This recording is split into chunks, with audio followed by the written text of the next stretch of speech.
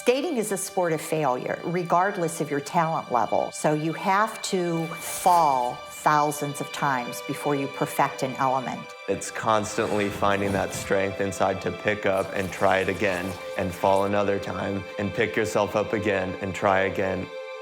I said to Evan, if that's your dream, you just have to work for it. I believed it then. If my mom believed it, then I believed it. He and his sister Laura started skating at the same time, and she was always like a step ahead of him. And he said, Mom, I'm just not good at this. I'm not sure I should continue with it. And I said, do you like it? She gave me a very valuable piece of advice. If someone's better than you at something, you have to work harder than them. He listened. I had to get up at 4 o'clock every morning.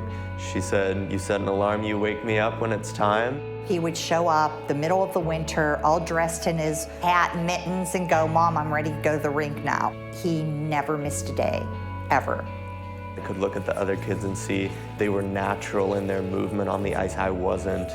I was never the most talented athlete, but I became the most determined. Torino ended up being a very bittersweet experience. A couple of days before I was to compete my short program, I just turned green. I knew I was getting sick. I said, no, this isn't happening. I went out onto the ice, and as I launched myself into the air for the first jump, I knew the second that my blades hit the ice that I was going down.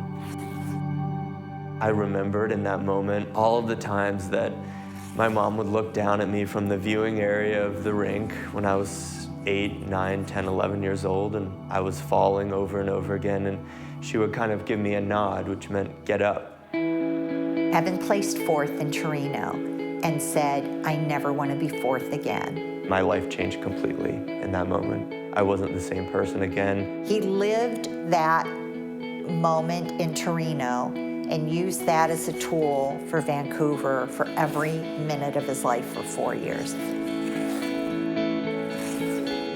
As I took the ice in Vancouver for my free skate, I knew I was ready.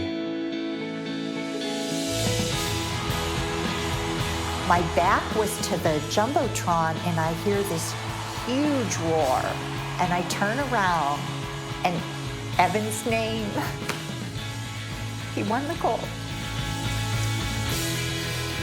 There is still not a word in the English language that can describe how a mom feels when they see their child accomplish something that huge.